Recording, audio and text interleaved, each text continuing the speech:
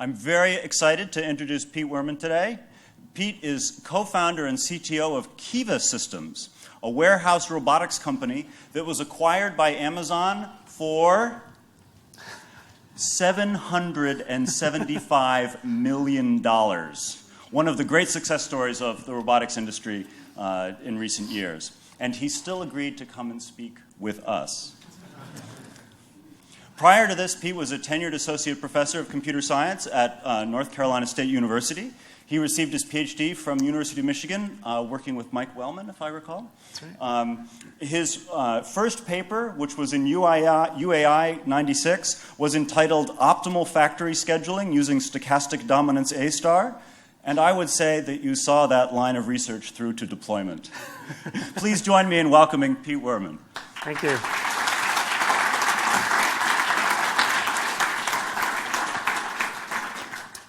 I'm going to try to, there's no way I can generate as much enthusiasm as Wheeler has at this time of the morning, but I'll do my best. So I'm going to talk today about Kiva Systems and how some of the techniques that we use to coordinate thousands of robots in warehouses to accomplish the goals of delivering products to you when you order them online. First, it always helps to give you a good overview of what Kiva is so that you have context for the rest of what I'm going to talk about. This is a video from one of our deployed sites, and the concept's very simple. We use these little orange robots to pick up 3-foot square shelving units that have a variety of products on them, and we move them from the storage area to the perimeter where the pick operators or the replenishment operators stand and work. The workers stand in this custom workspace. They don't walk around the building all day like they used to. Instead, all of the products come to them, and they're able to pick out anything that you need to fill your order. She's typically working here. She has 6 boxes that she's working on all at the same time, so inventory can come for any one of them. And she has a touch screen up there, right near her head, and a very guided workflow to help her accomplish her task. Typically, the workers become 3 to 4 times more productive because in a traditional warehouse, they spend about 3/4 of their time walking around. The workflow is very easy. A laser points at the bin that she's supposed to pick from. She grabs an item, scans it. There's a rack light that goes on right over the order so she knows which box to put it into. And she presses that and completes the task. And when she's done, she would push the box back onto a conveyor, which is taken away to the shipping dock.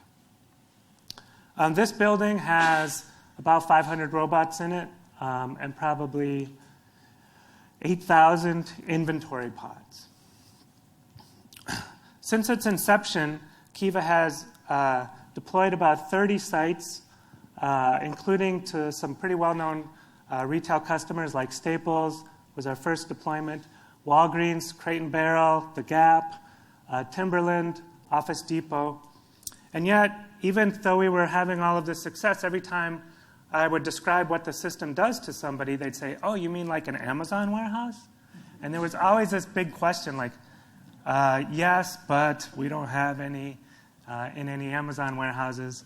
Although Amazon was buying all of our customers, so Zappos.com and then Diapers.com all got acquired by Amazon, and so we started telling the new little startups, if you want to get acquired by Amazon, you should install a Kiva system. But about 2 years ago, Amazon came knocking at our door, and we were acquired in 2012. So I'll give you a little background on the business problem and how we came to develop the solution. First off, traditional technologies for doing pick, pack, and ship were very hard and labor-intensive. This is an image from an Amazon warehouse from, 90? Or 2010. So this is a traditional warehouse, and you see there's just acres of pallets on the floor. They're all labeled. There's little labels in front of each position, and people walk around the building with carts. They go to the spot where they're supposed to pick something. They have a little wrist gun or a handheld scanner that tells them what to do. They pick it, and then they walk some more. And the technologies and the automation available was not scaling well to e-commerce situations, which was quite a bit different from retail picking. In retail picking, you're often just picking cases and moving them and then shipping them to the retail stores. But for e-commerce, you had to be really good at getting individual items into boxes. The company was founded by Mick Mounts, who was a friend of mine, and he had gone to Harvard and got an MBA, and then he got a couple jobs in Silicon Valley, including time at Apple and then at Webvan. And if you lived in San Francisco area, you might be familiar with the Webvan story. But they were trying to do grocery home delivery in the San Francisco Bay Area. They had a compelling business plan. They thought that they could sell $100 worth of groceries to a customer. It would cost them $70 to get the groceries, so they had $30 of operating margin to work with. And they were going to build a state-of-the-art warehouse, so they thought they could pick your orders into your items into your tote for about $10, get it to your house for about $10, and that would leave them $10 of profit. Things weren't going so well. Some things were good, but overall things weren't going very well when Mick joined the company. Order size was a bit higher, so they were actually selling $120 worth of groceries, and which cost them $80 to procure, so they had $40 of operating margin. But they were blowing it, $30 in fulfilling it in the warehouse, $20 to deliver because they couldn't get the density and they couldn't deliver quickly enough. If you think about that logistics and scheduling problem, that's a pretty hard one. And then because they were bad at the first two things, when they got there, Mrs. Smith's ice cream had melted, or they had picked the wrong peas, or they were missing the toothpaste. So Mrs. Smith would call them up, and they had to spend $10 taking all the phone calls. So they were losing about $20 an order. And if you're familiar with the story, between the investments and then the IPO, Webvan raised almost $1 billion and went out of business in 2 years. And part of the reason was they had the best technology available, and this is a picture of that technology, part of what they used in the warehouse. These things are called carousels, and they're big. Think of dry cleaning stores. All the products are in a big rotating loop, and they can rotate the shelves to any point where they will stop. The operator will be asked to pick something out of one of the bins, and then when she steps off the mat, the thing will swing around to the next pick spot. And it actually takes 3 of those things to keep her busy. And if you watch, she's not even that busy. She's still waiting for the machine about half the time. Still, this was better than walking around. So a person walking around was picking 80 to 100 items an hour. She's picking 200 items an hour. But it created a very fragile system. If you put there were many reasons why it would fail, but one was if you put the wrong item into this carousel, like the weekly newsletter, and everybody needed that, every order in the building on the conveyors would try to come over here, and you just couldn't get them through fast enough.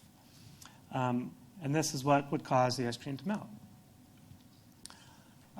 So Mick spent some time trying to figure out how to make the Webvan warehouses work, but he didn't have a solution, and they went out of business. But he kept thinking about it for a period of time. And the main question was, what's a distribution center trying to do? Well, it's pretty straightforward. They take pallets in one side, and they have to open the cases up, take items out, and then ship out orders to you, either to you at your home or to an office if you're doing staples. Most of their orders were going to office buildings or to retail restocking facilities. And in the process, they're storing the products for a little while. They move them around a little bit. But most importantly, they're sorting them from their original cases into these singulated instances in a box. And you have to do this under constant pressure to grow the facility's output, do it more productively, with greater speed and accuracy. So that seems pretty simple, but the technology was not supporting it. So Mick, as I said, was a friend of mine. In fact, he was my roommate at MIT when we were undergrads. I won't show any of those pictures. They're not as favorable. But he came to me when I was a professor at NC State and said, hey, I have this idea. I don't know if it'll work, but I think you would know how to help me build it. And the idea was pretty simple. It's true, it's robotics, but that wasn't really the idea. The idea was, I want to make picking so easy that a person just stands still, the products show up, you put your hand out, you grab them, and you put them in the box. And this is, like having this clear of a vision is one of the reasons Kiva was successful, because we weren't a robotics company. It just turned out that robotics was a big part of the solution to make this vision achievable. So of course you look at it now and you've seen the video, I just showed it to you, and it looks, oh yeah, that's cool. But when we started, it was just a few people in a room, and we didn't even have any robots, and we had to figure out how to do all of this stuff. And so the first few hires were really critical. That's me in the middle, looking 10 years younger. The person next to me on the right is Raf DeAndrea, who was another critical hire, who was very well known. He was a professor at Cornell and really well known for having won RoboCup, I think 4 of the first 5 years in the small robot competition. Michael Barbahan in the top left has a PhD in robotics also, and Mick is on the top right there. And the other 2 guys, Dennis and Andrew, are students or colleagues of Raf's. So we got this group of people together and started assembling it. These are the very first prototype robots. The ones in the video you saw actually lift the pod completely off the ground by about an inch, but these tried to drag it along the ground. And if you look in the background, our first prototype pods, they all had casters on the wheels. When we priced out putting casters on all the pods, we realized we could not afford to do that. So we had to find another way, and that's what eventually led to the lifting. And as you saw in the video, the components are very simple. We have inventory pods, the robots, which we call drive units, operators in specialized stations along the perimeter, and then in a server closet in the back of the room, there's some sophisticated control software. The power of the idea is that really comes from the fact that it makes the entire warehouse this massively parallel random access machine. This is an animation actually from like 2004. Top-down view, all little squares are pods, and the ones that are moving around have robots under them. And on the right side there are a bunch of pick stations, and you see the robots delivering pods over there. And every person is working independently on the set of orders. There's no chaining of activity like you would find in a lot of the other automation processes. And every one of them has random access to every product in the warehouse. So we can take the red T-shirt to any station at any time. It also becomes really amenable to a lot of algorithmic approaches. This is the same video, but now we've colored the pods by what we call velocity, which is the popularity of the products on the pods. And it's not a coincidence that all the red ones, which have the high velocity products, are parked near the pick stations, and all the cold ones, which are in purple, are away from the pick stations. We do that on purpose because if we keep the hot products near the pick stations, then the robots don't have to drive as far. Over here on the left, we have replenishment stations. So those people are doing the complement of picking. They're putting stuff into the system. And you can see we can do replenishment in parallel with picking at the same time. It doesn't affect anything, which allows both activities to happen simultaneously, which is also very hard with the traditional approaches. It also scales to ginormous. So this is our vision of what a really big warehouse was going to look like. It has about 100 stations in it. I forget how many pods are in this one. But it's all parallel random access. And we actually have facilities now that don't move this fast, sped up, but are this big. So I'll talk a little bit about some of the engineering challenges, and I'm going to focus mostly on the planning and scheduling aspects and show you some of what we did. First, we were very lucky in that we were trying to do this at just the right time, where some of the technologies were coming together that made it possible to deliver this kind of technology. In particular, the sensors were getting inexpensive enough and good enough that we could instrument the robots correctly. The computation was good enough that we could put that server in the back room, and it wasn't super expensive, but it had the horsepower we needed to do the tasks we were trying to accomplish. Wi-Fi was becoming prevalent. And we could just use that as a technology for communicating with all of the robots. And then we took some very practical approaches to some of the technology challenges to avoid some of the hardest things, because we knew the whole system was going to be hard. And really the best example of that is that for navigation, if you look at the video, you see on the floor, every 3 feet, there's a little sticker. And we use this simple 2D barcode approach, just stickers on the floor with a camera in the robot that looks down for navigation.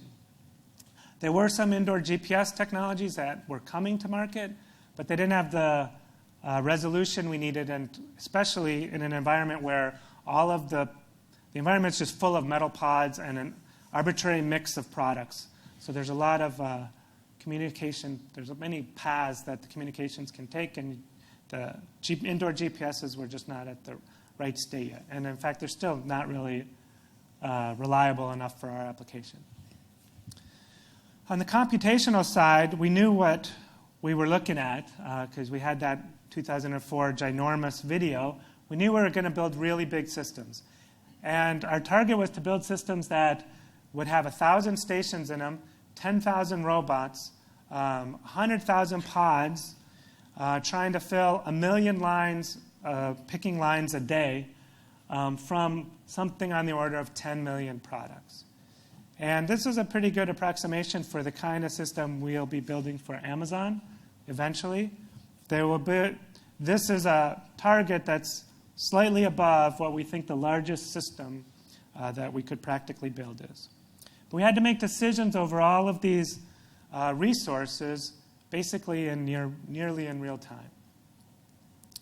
Now, I'd like to say we invented lots of things to do this, but the reality is we applied a lot of really textbook AI techniques. There's clearly a lot of innovation in the system, but there's also a lot of stuff you'll recognize as just things that the AI community and machine learning communities had been talking about for a while. We were just able to assemble it all into this big coherent system. So I'm going to talk a little bit about the first three. We took an agent-based approach to the architecture. I'll show how that works. Obviously, there's a lot of search that goes on, and I'll talk something about that. And planning, how we applied planning metaphors to the system. We do some machine learning, which I'm not going to talk that much about, but it plays a critical role in how well the system performs. For example, the system learns how fast different operators are, how good they are at their job. And then it can balance the work between the stations and send fast pickers more robots and slow pickers fewer robots, so we don't overrun the slow pickers' queues, and we're able to keep the fast pickers fully engaged. And we do that seamlessly, and it adapts so that if someone speeds up in the afternoon after lunch, if they had a lot of Red Bull, then the system can adapt to that. And of course, there's a lot of robotics involved, which I'm not going to talk much about. It was rewarding to me when, after applying all of these AI textbook techniques, we found ourselves actually in the AI textbook. That little picture in there. And since I'm not going to talk about robotics, I'm just going to say that we have about 4 times as many software engineers as we do hardware engineers, because to put the whole thing together, there's certainly a lot of sophistication in the robotic side, but the software is about 4 times harder to build. Okay, let me talk a little bit about the software architecture. I'm not going to explain all the acronyms and stuff, but when we were just getting started and I looked at the software we had to build, and I said, we're going to have thousands of robots. Well, those sure look like agents to me, so at least there's an agent for every robot. And then there's a bunch of people on the outside, and they have to do work at the station where we have laser pointers, and we have rack lights, and we have a touch screen. So there's probably an agent for each one of those operators controlling their station and coordinating with the rest of the system. And then we built a few more agents to help these guys do their jobs. One, what we call the route manager, just helps the robots plan their paths and things. The job manager is the one that does all of the resource allocation and decides who's going to do what. Then there's one agent that's just a translator that talks to what is called a warehouse management system, which is usually the component that we're integrating with in our customer sites. And the WMS agent just does translation for them. The way they coordinate is they send a bunch of messages to each other. And we'll walk through a little example just to give you a feel for it. There's actually hundreds of messages and a lot of exception handling and a lot of complication behind the scenes. We'll just walk through a very simple example. So first off, the job manager makes a decision. I'd like to allocate drive 600 to bring the 7th bin on pod 121 to station 1.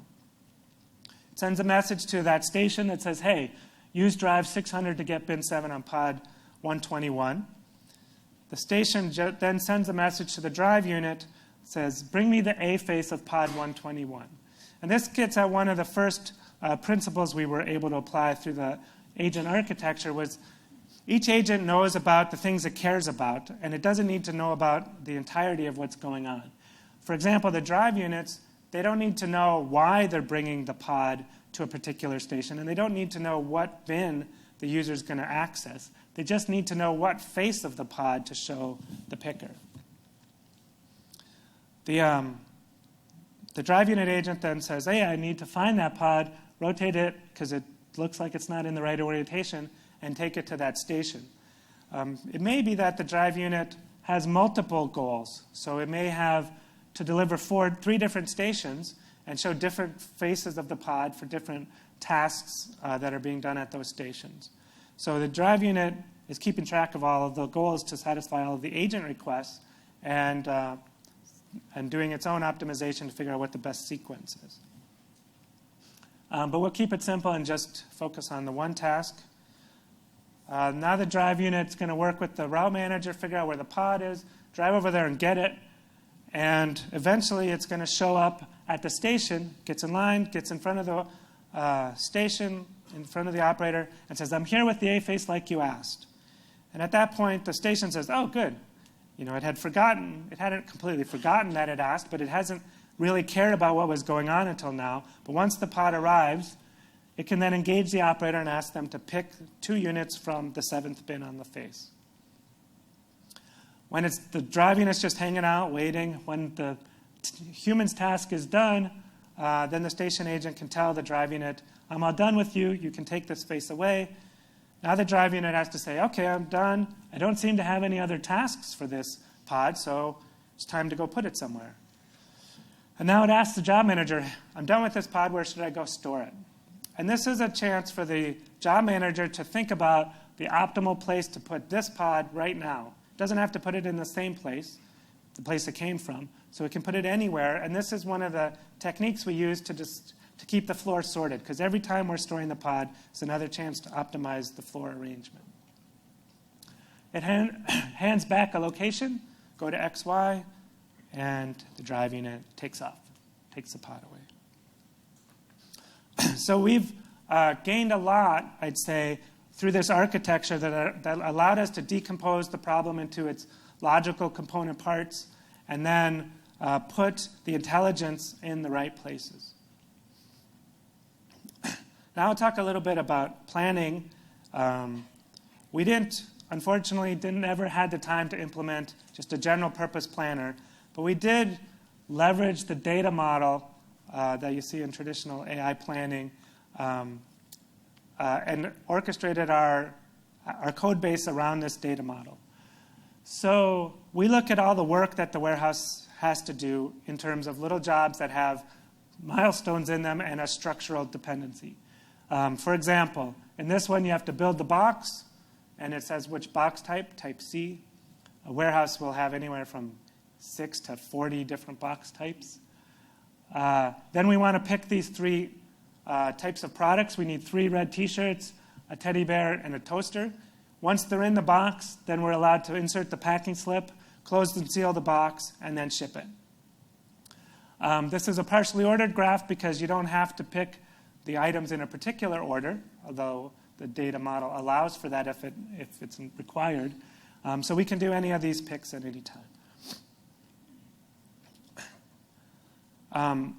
So it just felt like the right thing to do when we were architecting the system, and it pretty soon became apparent that it was a really good idea because it allowed us a tremendous amount of flexibility. And I'd say it's one of the key things that allowed the software or the Kiva system to become a platform on which we could innovate really rapidly. For example, one day, for the first couple of years of Kiva's history, I still lived in North Carolina. I was on sabbatical and then extending my leave for a year and flying up to Boston and staying in Mick's apartment all the time. So we'd commute every day. And one day on the way home from work, he said, why don't we just put the boxes on pods too? Why are we putting them on conveyors when we're done? We could just move them around and sort them all ourselves. And by the time we got home, we had figured out, yeah, that would work. We'll make these pods that can hold a couple boxes. We'll drive them to the side of the station.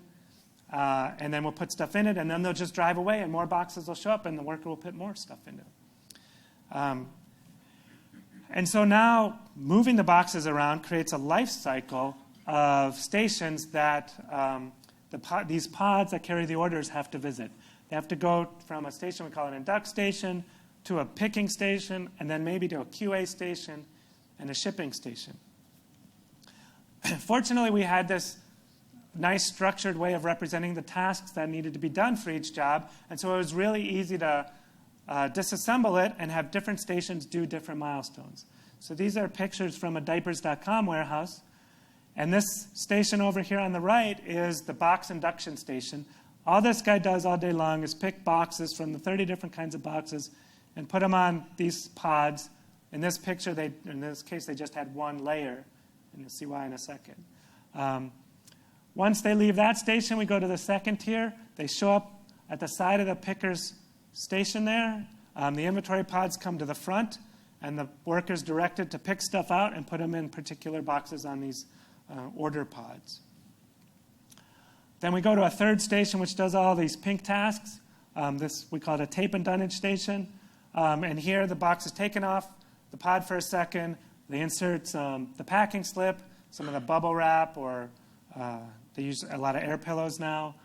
For dunnage, they close and seal the box, and then they put it back on a pod. And it drives over to a fourth station where the robot just drives under a bar, and the orders are scraped off the bar onto a little conveyor, and they go right into the truck. So this architecture of having all of these clearly defined and related milestones allowed us to very easily decompose the problem and let multiple stations participate. And we were able to do the demo, the in-house little demo of this within 2 weeks of that drive home from work that day. You'll also recognize aspects which will look like conditional planning. We can have tasks in here, like a QA task, to do an inspection of the box and make sure the right items are in the box.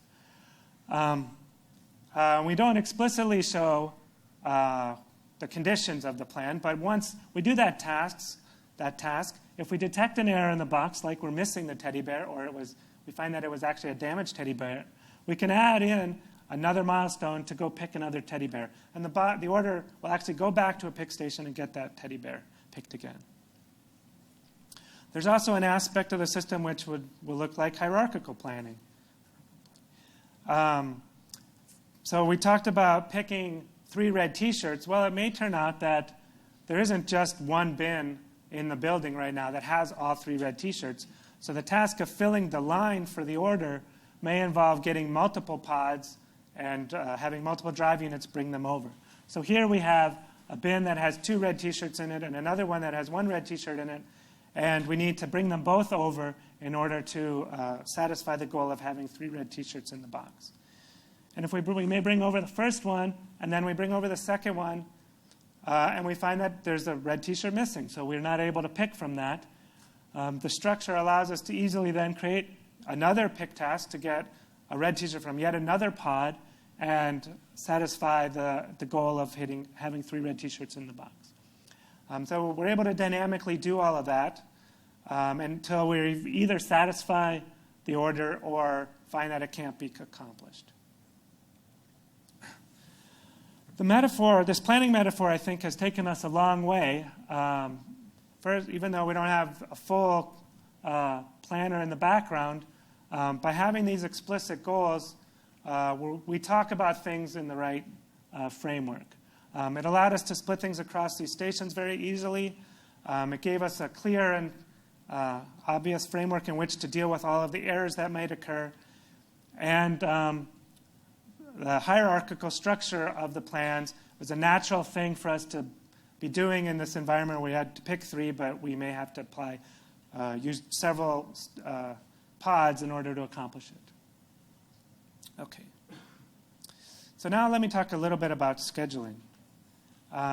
Since we're a robotics company, we did come up with our own 3 laws of robotics. The first one is don't starve the operator. The second one is use the least amount of equipment possible in the building. And the third one is don't do things that look silly. We had the first 2 right away, and we were debating on the third one, but it became obvious to us that it should be don't do things that look silly, because we would demo the system to customers, and with a physical robotic system, it's really easy to see when the algorithms are producing results that just look wrong. And we might have the most sophisticated path planning algorithm, but if it goes like this in front of the customer, they're going to go, why did it do this? Why didn't it just come straight in? And you don't want to have to explain that. You want the system just to do things that look natural. The first 2, though, really are all about scheduling. Like, don't starve the operator and do it with the least amount of equipment. It comes down to how you allocate the resources and how you schedule the delivery of those resources, and how well you plan the paths to get the pods where you're trying to get them. I'm not going to talk a lot about the resource allocation, but it's a big challenge. And this diagram covers like the 7 key resource allocation decisions we make. It's a very abstract view of a Kiva system with pods and robots on the inside and picking and replen stations on the outside edges. First thing we have is we have thousands of orders. And you have to decide where to allocate the orders, and which pick station should do which order. And your choice there really matters, because if you can get the order closer to a station that's closer to the inventory needed for that order, you can save a lot in terms of robot drive time. Once you've assigned the order to the station, then you have to select the inventory pods that are going to do the deliveries. Then you have to select the robots that are going to deliver those pods to the stations. Once you're done, you have that choice to make about which empty cell to put this pod in, now that you're complete with it for the moment. I'm not going to talk much about this at all, but there's an entirely different scheduling algorithm going on in the background to keep all of the robots charged, because these facilities run 24 hours a day, 7 days a week, some of them. And the robots have batteries that would allow them, in theory, to run for about 8 hours. But the reality is we charge them for 5 minutes every hour. And once a week, every robot has to equalize for 6 hours. And so you got to work all of that into your overall use of the robots. There's a complementary side to picking for replenishment. Every time I'm trying to store something, I have a chance to do an optimization and figure out where's the best place to put this product. And then constantly, for all this robot movement, we're doing a lot of path planning in the background. So just to give you a sense for it, we're doing path planning for, say, 1,000 robots in a building, and we have at least 2 buildings that have 1,000 robots in them, and several others that are over 500 robots. The robots are moving about 1 meter per second. This is sped up again. They are operating on this discrete grid, which simplifies things a little bit. But some of the warehouses are pretty dense. Our densest one has 1 robot for every 6 cells in the warehouse. You have to do this online because a typical loop of fetching a pod, delivering it to a station, and then putting it back in storage is about a 5-minute mission, which means if you have 1,000 robots working, you're generating new missions about 3 times a second. Each one of those typically invokes the path planner about 5 times for various reasons. And so a building this size would probably be doing something like 1.5 million runs of A-star a day. And we're using Chris's heuristic, I'll tell you later. Our oldest site, as I mentioned, was a staple site. It's in Chambersburg, Pennsylvania. If you noticed on the map that I showed earlier, warehousing is an interesting industry, but it's not in a lot of glamorous cities like Portsmouth. It's in a lot of intersections of major highways where there's usually a small town, and you're within 6 to 8 hour driving distance of a major metropolitan area.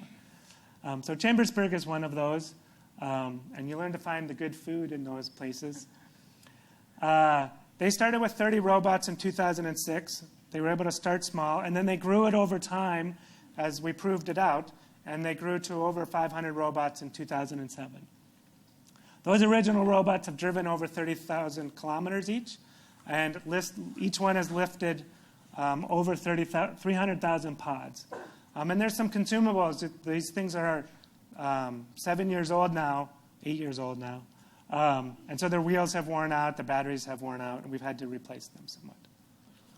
We estimate that across the entire fleet since 2006, all of the robots in all of the 30 facilities have probably driven about 100 million kilometers, which is about 2/3 of the way to the sun. We used to do this measuring it to the moon, and that turned out not to be as compelling. And they've delivered about 1 billion pods to stations. And this is still like a tiny portion of the fulfillment industry. But we're making headway.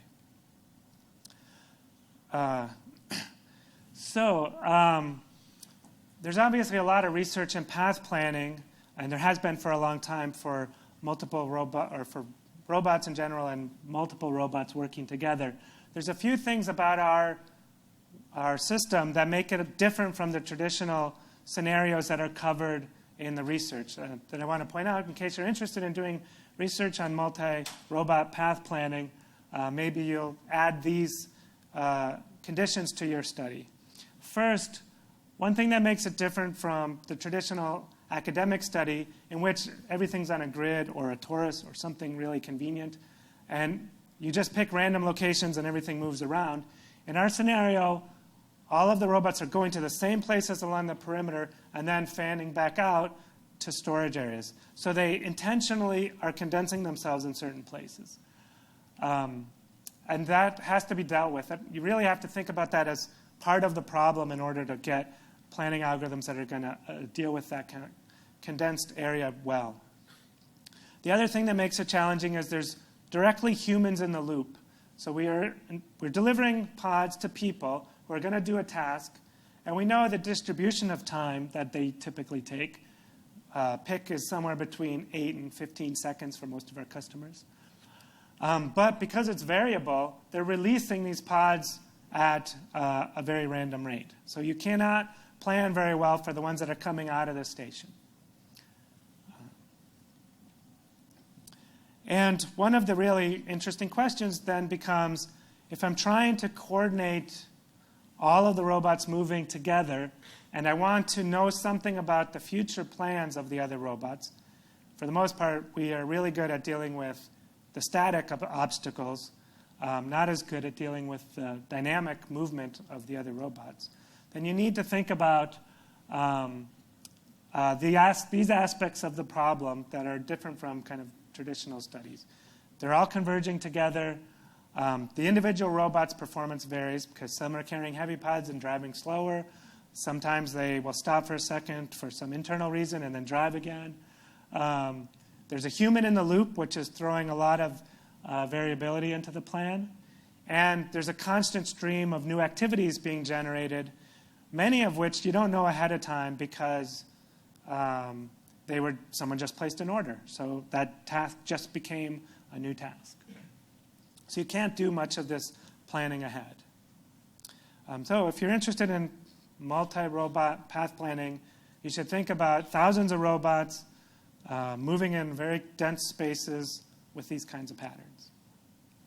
At least we would like it if you think about those things. So stepping back a little bit, I'll give some highlights about when we brought all these technologies together, what benefits were created. So here's the picture of what the warehouse is trying to do again.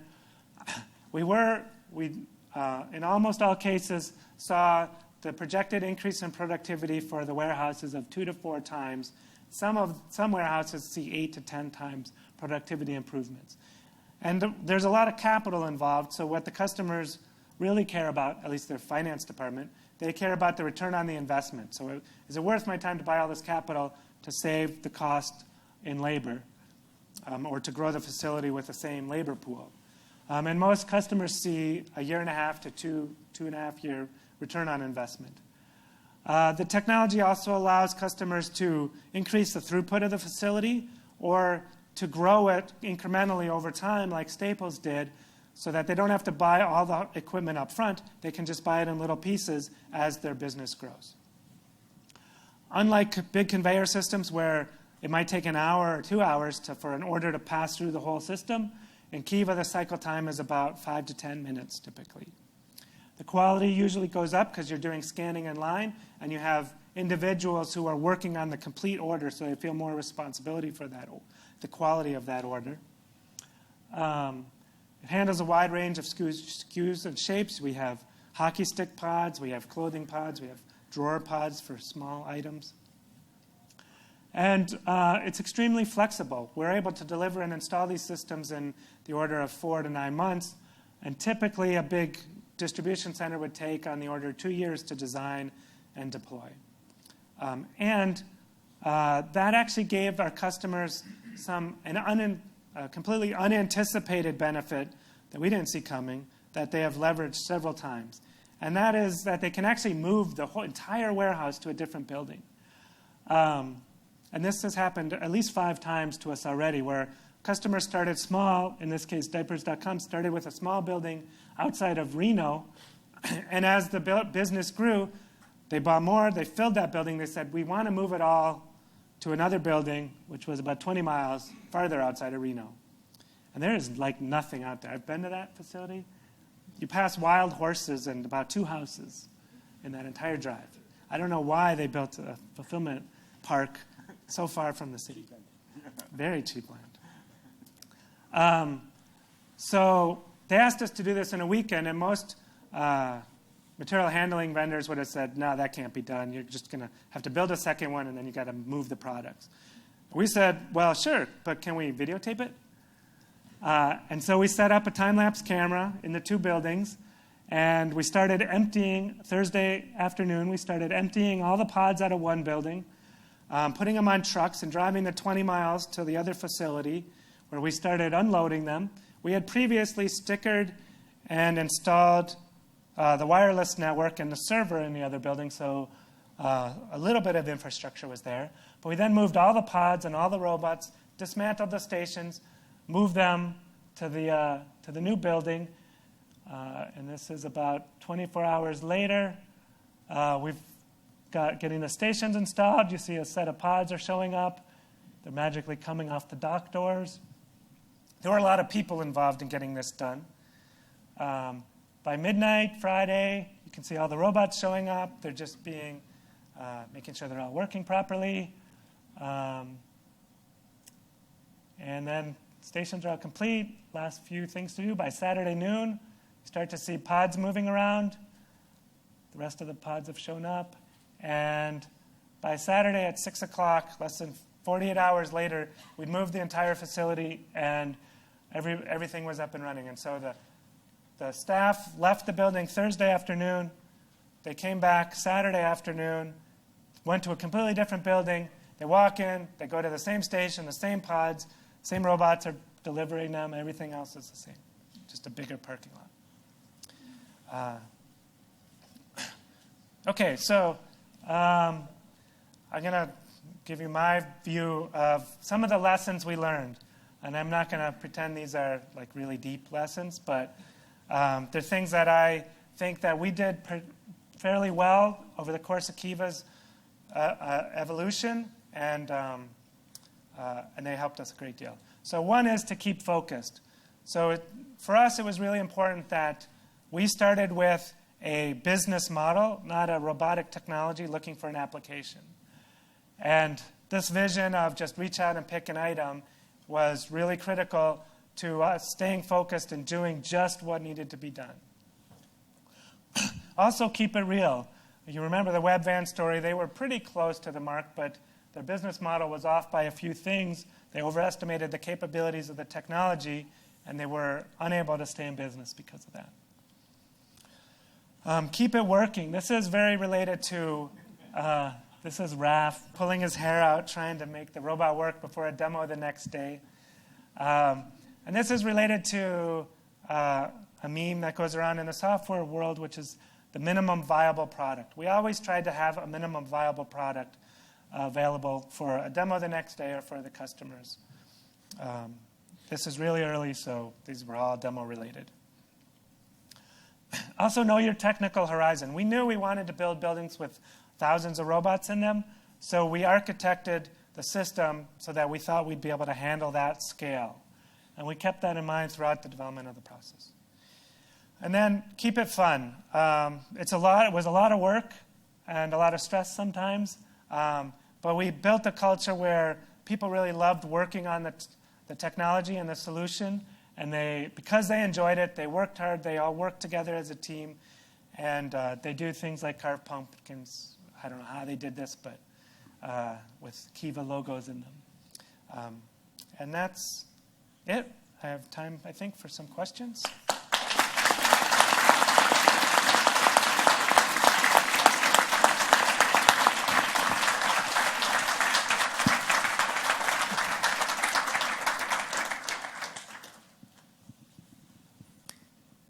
So thanks a lot for a really great talk. And one thing that I wanted to say is that I thought you pitched this at a very nice level, especially for the first intro talk of the session.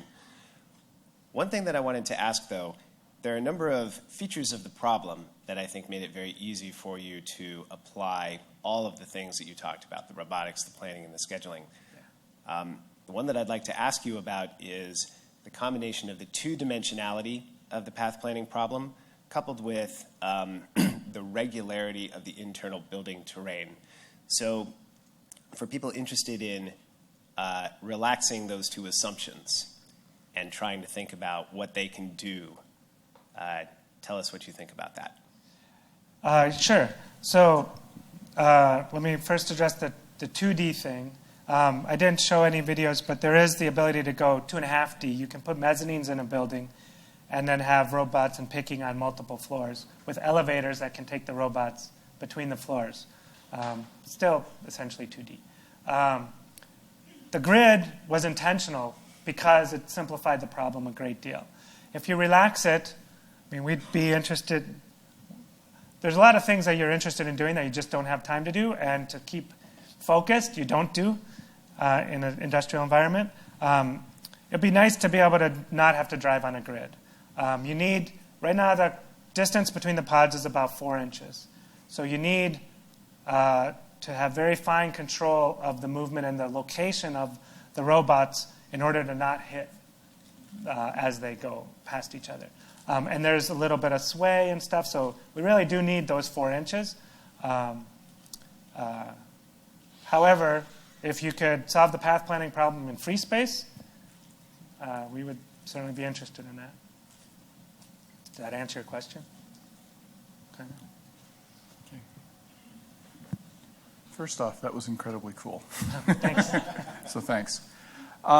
You simplified something early on in terms of the scheduling problem. I'm wondering how you actually handled the more complicated version of it. Because what you started to say was that the robots may actually have multiple places that they're taking a given stack, right? Yep. A given pod. But then the orders also may need things from multiple pods. Right. Yes. So what you've got is, you said don't starve the operator, but you've got at least the possibility of starving an order. That's right. Right. Okay. And the very simplest thing to do is just have the pods visit the stations in FIFO request order. And that will prevent you from starving any particular order. It may not be the most optimal path. I was going to say, you said the robots are optimizing their path with a given pod, and that's where these conflict. And we actually find you don't want a lot of station hopping because it takes a couple minutes. You have to get in line at every station. You have to wait. Then you have to drive to the next station, wait in line again, get picked, wait. So if you do too much of that, distance, that you're planning too far ahead, at least for our environment. So if after 1 or 2 stations, you pretty much say, if there's any other pod in the building, it's better to get that one than wait for all of this cycling between stations. However, if you don't have those choices and you just have to have that pod, you have to wait for that pod to make the rounds. And we also do things, all of these things end up playing together. The order assignment algorithm is actually the place where you control for this, because you try not to create situations where you need pods to station out. Okay, thanks. You're in charge. You got to walk around and find people. So great talk, Pete. Thanks. So are the robots still changing, or are they completely stable at this point? And it's sort of what and how, if they're stable, how long has that been the case? They're pretty stable. So the form factor is pretty well fixed. But we've been iterating on the mechanics and the electronics and the control systems constantly throughout. But I'd say a lot more of the innovation is on the software side right now. Okay. What's the equalizing that you mentioned, the six hours? So lead-acid batteries, I know more about batteries than I ever thought I would. You get a chemical buildup on the plates inside the batteries. And if you go in a charger and you fully charge the battery, and then you kind of trickle charge it for a while, you can reverse most of the buildup. But only if you do it within the first 2 weeks. If you wait too long, the crystals become hard and you can't really get them off anymore. All right. Great. Now, just a comment. I mean, Raf did great at RoboCup, and RoboCup always uses him and you guys as a success story. But he didn't win 4 of the first 5. He did I think 2 of the first 5. Okay. I'll have to change my story then. It's not quite as compelling. It's pretty good though. And actually, when we started out, Mick lived in California, I lived in North Carolina. We didn't really know many people in Boston, and Raf was at Cornell, but he was able to draw a lot of former RoboCup students to Kiva. So I think within the first 20 people, we probably had 6 to 8 RoboCup people. I was wondering if you could talk a little bit more about the replenish algorithm. Do you just check how many items of a certain type in a certain bin are left, and then you ask somebody to replenish another pod with another bit of the same type, so there is another one in the loop, or how do you guys do it? Yeah, there's a couple different ways that it works, but one of the simplest ways is I have a pallet with a bunch of random cases on it, so that's dropped at my station, and I scan them and put them on the table and put a rack light on them, some kind of mobile rack light. And that tells the system, I want to put away this box of staplers. It has 24 staplers, and I know the box dimensions. And then the system goes and finds a bin that's a good fit for that box size. And it trades off a whole bunch of other stuff that I can't really go into, but weight and all sorts of things, velocity, and ends up finding the best place to store that product right now. And we'll bring over that bin and then tell the operator by flashing the light, it's time to put this case of staplers in this location. And I'll be doing that to 10 cases at a time, so I'm not waiting for pods. I stage several of them, and when I turn around, there's pods there, and I put a few away, and then I stage some more, and I turn around, there's more pods. So you get a steady stream of work. I gotta follow the mic. So you mentioned a couple things that go wrong, like things not being in the bin when you were expecting them to be there, or a product being defective and having to cycle back around and get a new one. What else goes wrong? Do bins fall off of things, or robots break down? And if so, what happens in those cases? Yeah, there's many things that can go wrong. I think the robot can return over 300 different error codes. And they're classified, some are fatal, some are not, some are recoverable. And so there's tools to help you deal with robot failures. Sometimes you can reboot them remotely. Sometimes you have to go on the floor to fix them. what else? There's inventory problems that can go wrong. You can have missing product. You can have damaged product. You can try to do a replenishment and you find something already in the bin, like it was left over. So I think that on the software side, at least, the exception handling is at least 5 times as much code as the happy path stuff.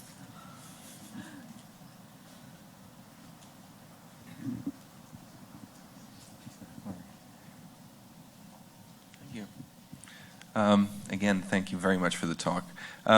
I was very interested in how you do the coordinated motion. In particular, I guess probably things are happening locally, so the reason why a vehicle yields to another vehicle is, I guess, a local decision. If so, do you have a way, or is it ever necessary to break deadlocks or to avoid deadlocks? Yes. So certainly if you just plan 2 paths and you had bad information at the start, especially if you're not taking into account the movement of other robots, you will end up in deadlocks. So you have to be able to replan. And that's one of the reasons that we do on average 5 plans per sequence instead of just the 3 that it takes to get to a pod, get to a station, and get to storage. There's a whole variety of different ways to handle it. I can't go into exactly what we do. But I think that it's an interesting research space to try to figure out what are the options in this large-scale coordinated path planning space. It's a hard problem. Thanks for the talk. Very impressive. I have 2 questions. One is more about the architecture, let's say. So how exactly, let's say, do you have a rationale on how to design the particular installation? So for instance, how do you decide the number of robots to be deployed? Right. So how do you assess, if you assess, I suppose, yes, there is the right number of robots. Right. And another question is about, let's say, of learning something from the performance. So if you have the system running for a while, then you may observe the performances and may have some, let's say, information for improving performance. Yeah. So having some feedback in this sense. Thanks. Yeah, so good questions. Let me do the second one first and put in a plug. So Kiva is hiring.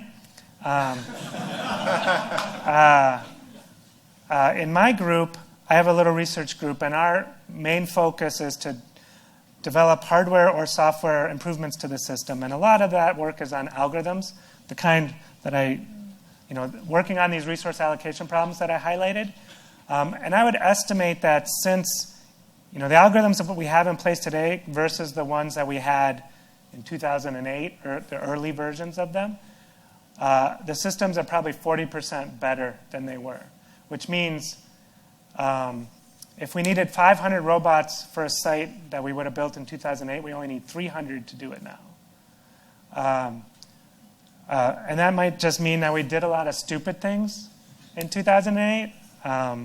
And you can't obviously do that forever, but there's definitely, the algorithms make a huge difference in how well the system performs. And we do releases to our customer sites that give them those algorithms, so what they see is some of the robots start just sitting around because they're not really needed anymore. And if they have multiple sites, they can move those to other facilities. Exactly how many robots you need, we have a group within Kiva that does facilities design, and their job is to answer that question, and they use a lot of simulation to help answer that question because they're all pick, pack, and ship warehouses, but they're all a little different. They have different numbers of lines per order. The products are packaged differently and have different pick times. Some are retail restocking where you don't do a scan because you're sending it to your own store, so you don't really care if you make errors that much. You want to go fast. And so there's a lot of different requirements which all feed into the design of the building, and it's a pretty complicated process to design. And so we have a whole team dedicated to it. You talked about the agent architecture, and I was wondering about the actual implementation. Is it reflective? Is it distributed in some way? Or you talked about having servers. Yeah, typically there's a server that we install in the warehouse that has 6 blades in it, and those agents are distributed across the blades in different ways. And there's multiple databases. I drew one box, but there's multiple databases and hundreds of tables, and there's a lot more complexity to it than I showed. There's more than the 5 agents that I showed. There's several others that do different things.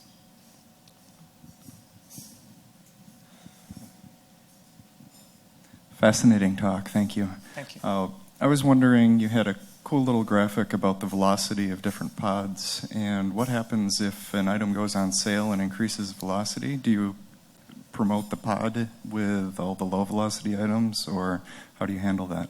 Yeah. The velocity of basically it reacts as frequently as the script that runs the calculation reacts.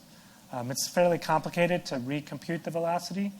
And it's kind of hard to do online right now. So, or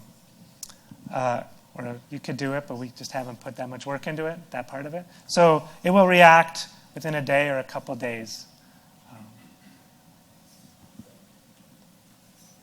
Hi. Just to drill down on exceptions a bit, how do you keep people safe if they have to go out on the floor to retrieve a robot or any other reason?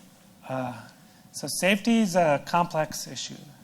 And we've learned a lot. We've learned a lot about a lot of things. The facility I showed you was one of the first ones, and there was no fence around it. But all current facilities have fences around them. And if someone needs to access the floor, they need to badge through a gate and use either software tools or completely stop the system while they go walk out on the floor. So eliminating reasons to have to walk out on the floor is a really critical thing for us. Can you tell us a little bit about what kind of messages does the robot communicate, and what kind of messages does the robot actually communicate to the server? The way I think about it is, so there's a communication protocol to the robots that's pretty well structured. You can tell them to lift, lower, go forward, turn, and a handful of other things. And then the brains of the robot, what we would think of as the AI components, are on the server in the driving it agent.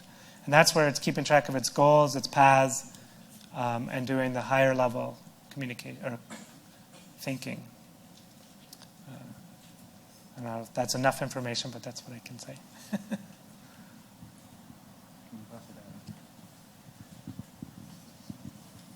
So about people needing to go on the floor sometimes, can you have them ride a robot to wherever they want to go to? Yeah. So we actually have a name for that. We call it the Pope Mobile. But actually building one and getting permission to drive people around on the robot is even harder than just having the people work around robots. So we haven't built one. We have talked about it a lot.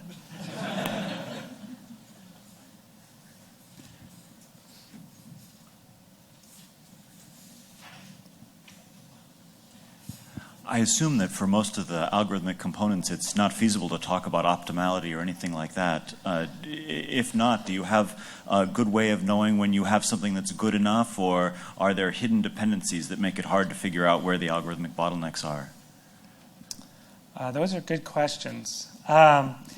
It's pretty hard to compute the optimal solution. So even if you just took an hour and tried for a reasonably sized warehouse and tried to compute the optimal thing you could have done, I don't know how long that would take. But we do have, we're constantly raising the bar, so we have our benchmark algorithms, and then I kind of think of it as my team is looking for things that will make a 5% difference. So if we can reduce the number of drive units by 5%, that's worth working on. Eventually, that will shrink to 1% improvements. But there'll be so many more systems out there that the 1% across the fleet is still a lot of savings. But yeah, knowing if we're doing well or how well or how much better we really could do is pretty hard to do. There's a few isolated cases like pod selection across multiple stations and across multiple pods just at an instant in time is that's just a variation of a multi-knapsack problem. So we know how hard that is, NP hard. And that's just one instant of time, but the real environment's dynamic and it's changing and everything. So you did say that you don't use sort of classic AI planning and scheduling technology, but something that's sort of an interesting issue in the planning and scheduling research world is these sort of mixes of problems and how you integrate them. So I'm curious, do you have any kind of formal representation of all the sub-problems and how they're related? And if you do, sort of how do you use them? I wouldn't say it's a formal representation, but we're very sensitive to it because we know that certain, like a good example is, or simple examples, you'd prefer not to pick from pods that are going to other stations. And certain kinds of stations are going to use pods much longer than others. Like if a pod's going to a count station, you can't really predict how long it's going to take that person to count the bins on the pod. They're doing, they have to take everything out, count it, and make sure the quantities are right. So it could be minutes at a time. So you really try to avoid having the different workflows, the cycles of pod movement have to interact with each other.